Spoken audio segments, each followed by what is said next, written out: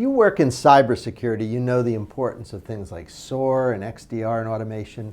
I've got a really interesting guest here in the studio. I hope you stick around. You're going to learn something around those topics and maybe a lot more, so I hope you stay with us.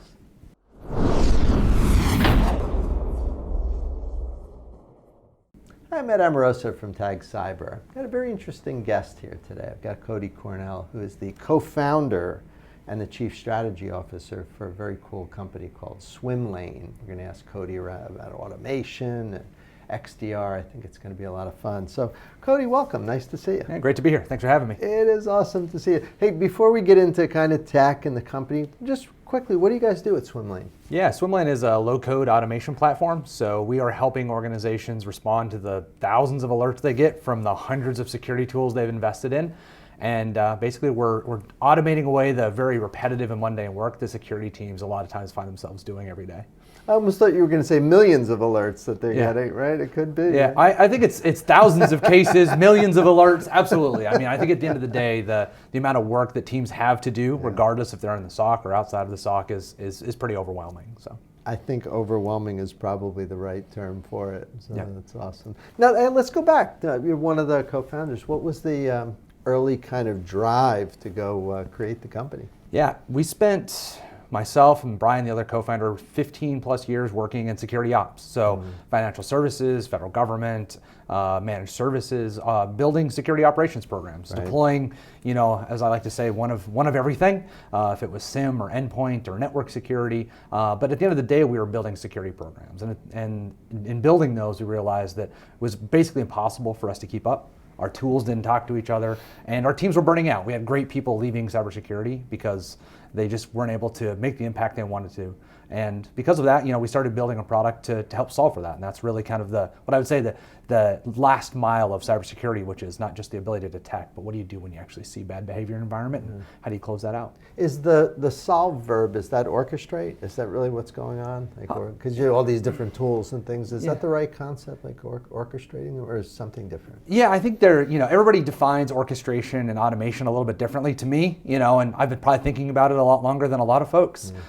Orchestration to me is about the ability to instrument the investments that you've made, right? The technology you have, the enrichment resources that are available, that ability to take in information and make changes in real time. Automation is more about how do I reduce the burden on teams? How do I automate the work that would normally have to be done by hand? So while they work with each other, I feel like they're slightly different. One being more about instrumenting, defense in depth. The other about how do I, get the most value out of the people and really make their, quality of life better.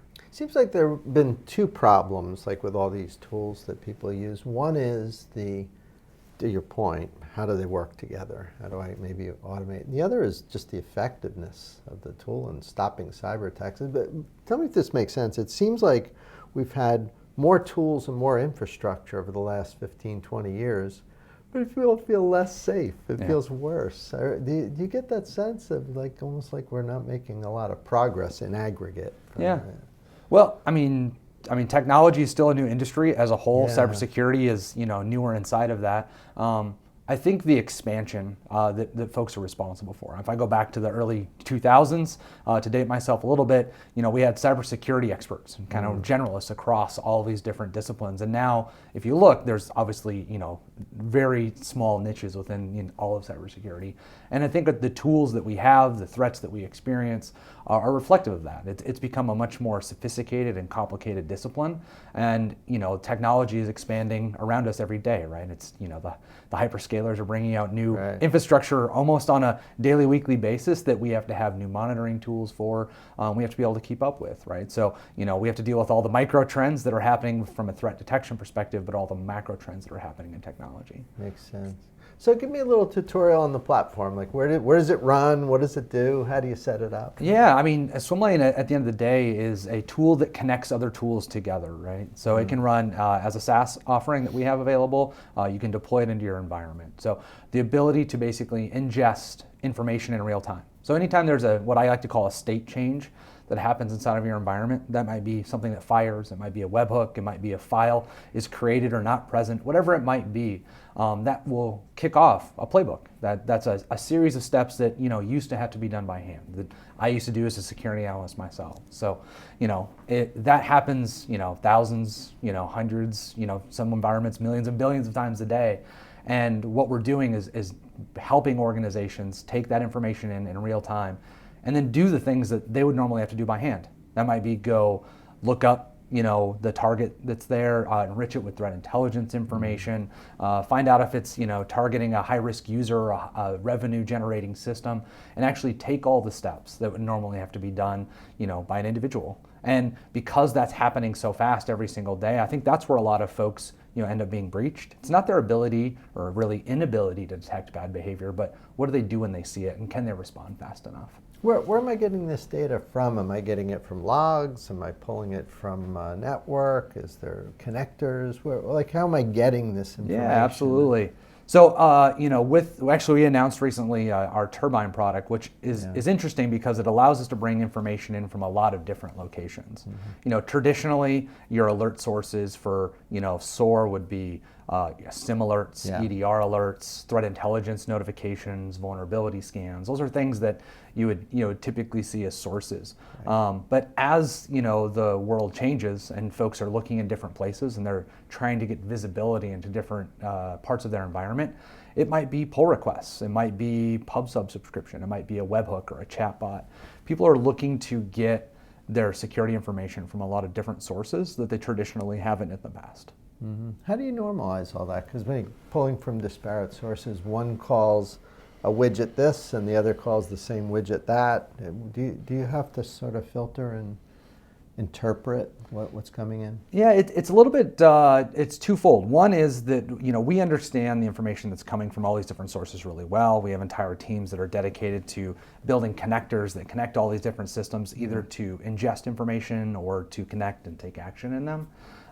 So obviously we are, very focused on doing that. The other part is we've built some really easy to use, low-code tools like playbook builders and application builders to allow our customers to do what they want with that information. So I think that's something that's, pretty unique about Swimlane, is that we're not here, dictating to our customers how a workflow should work or how an application should function or how they should be interacting with these third-party systems.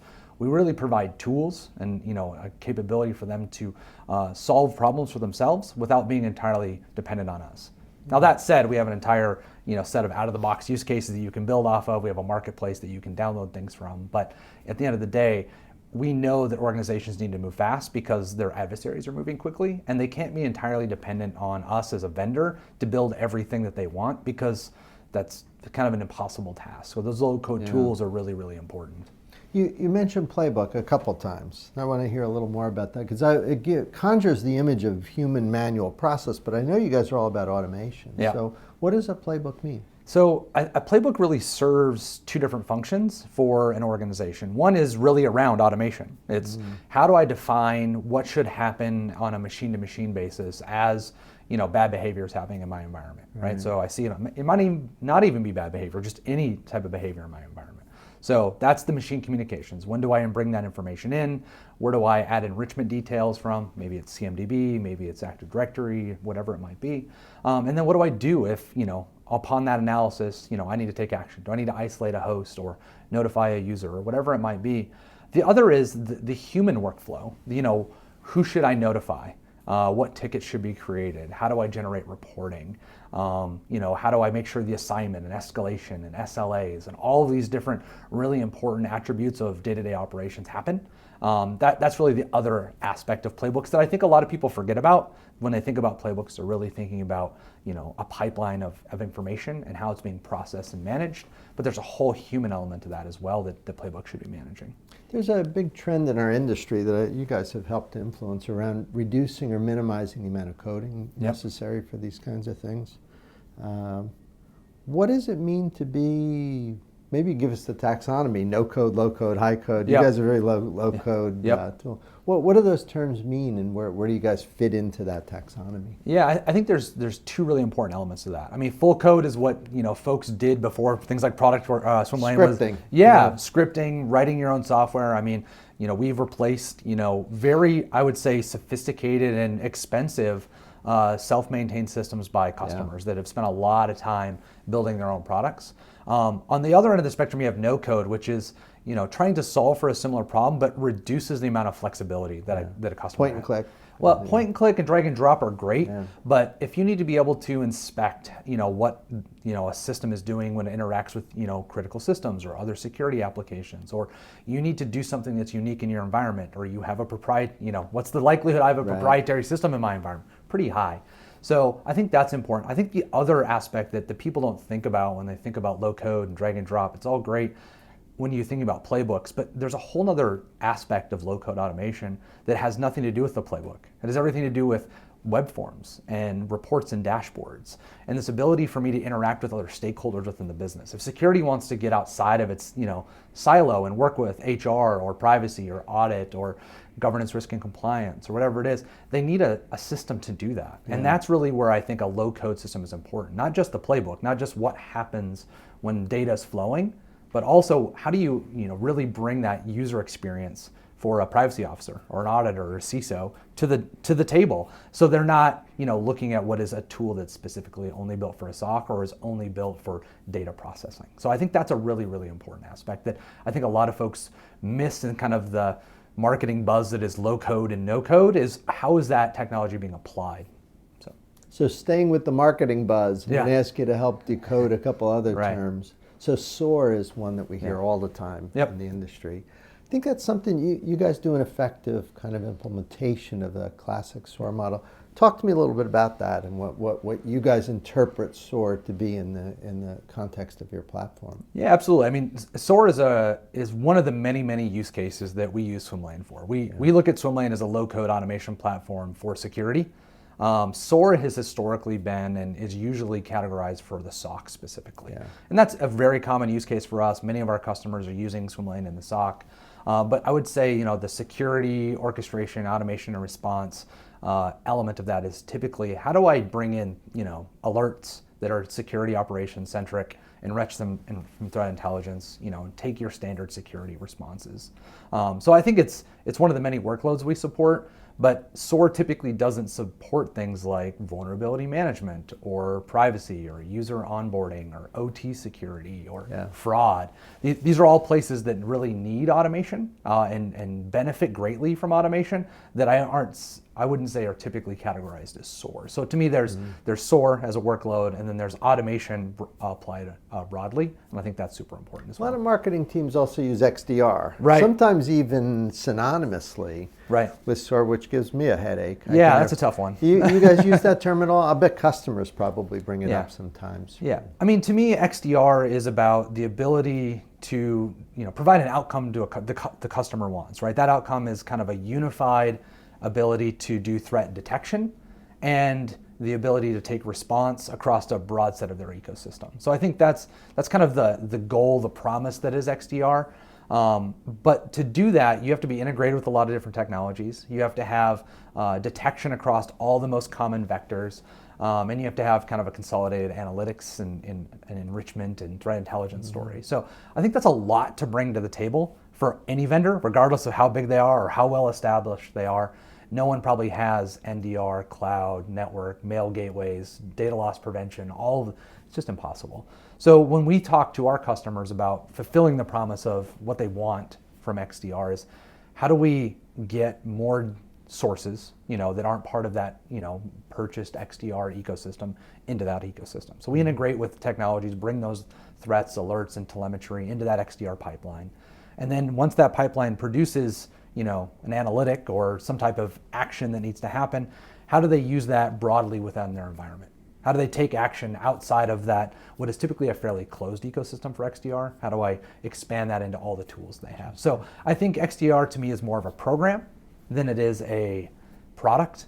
But if people are purchasing as a product, there are ways in which they can really expand that to get, I think their desired outcome out of it, as opposed to kind of staying within a closed ecosystem. It's a useful way of thinking about it. Now, you mentioned analytics. Let's talk a little bit about that. So where are the analytics now in the industry and also on your platform? And where are they going? Like, as we look into the future, are they getting more intelligent, more use of machine learning, things like that?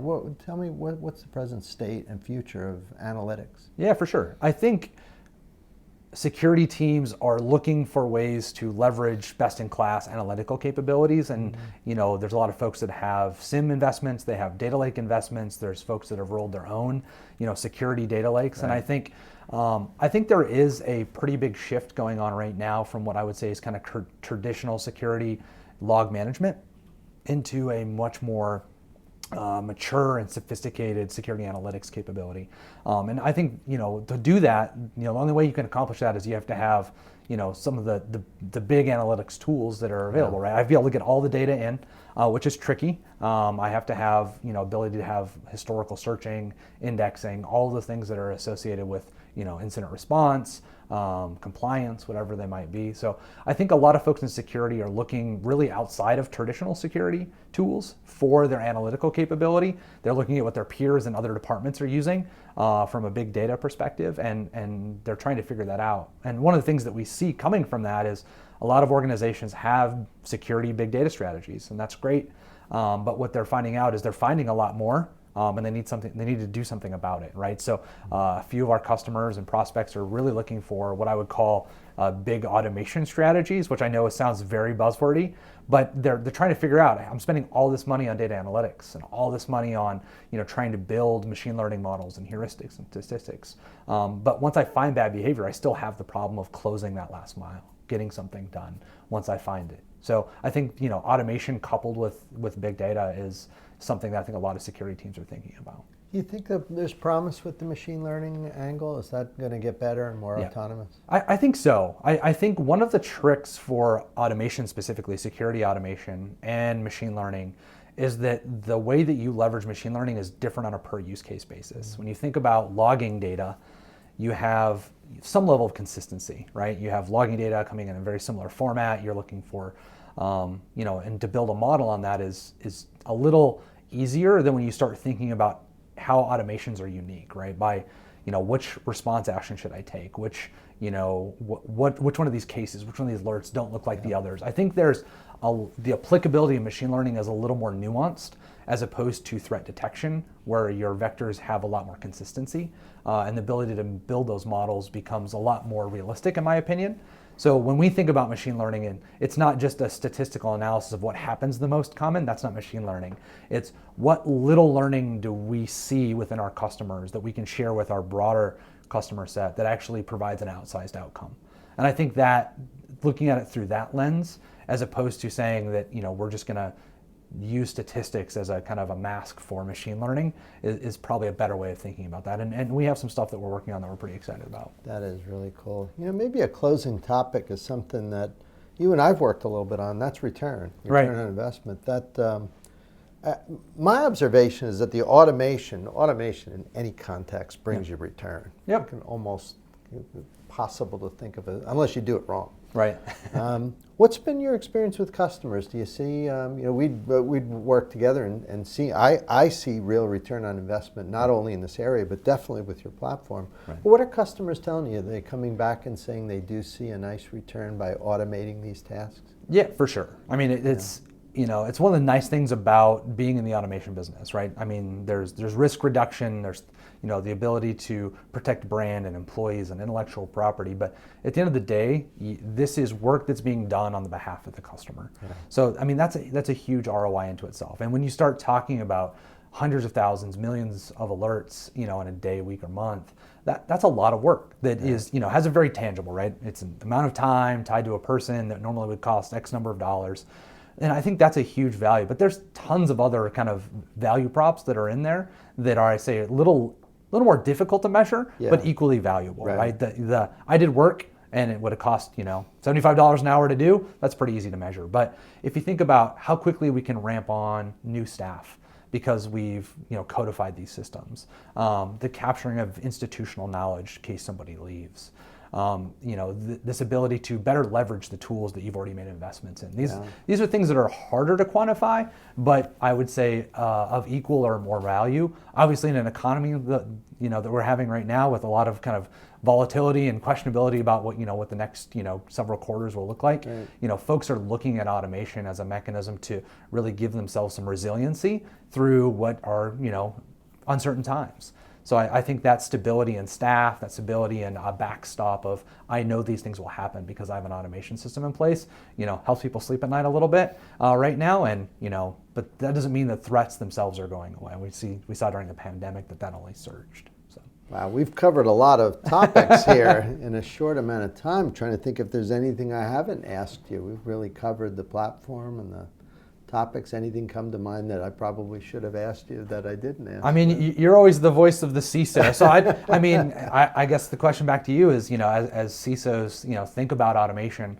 What do you think they should be thinking about themselves? Like, what would you think they would say in your seat? You have to commit.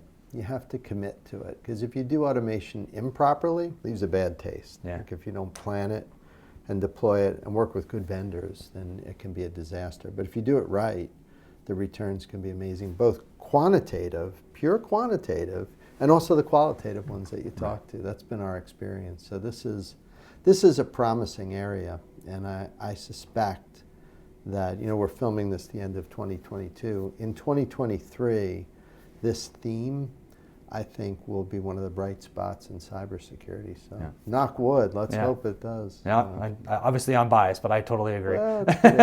Hey, listen, on behalf of the people watching, my team at Tag Cyber, thanks for stopping by. It was wonderful chatting with you. It's always great being in New York. I always like to learn from you. So, thanks for coming. And for those of you watching, we'll see you next time.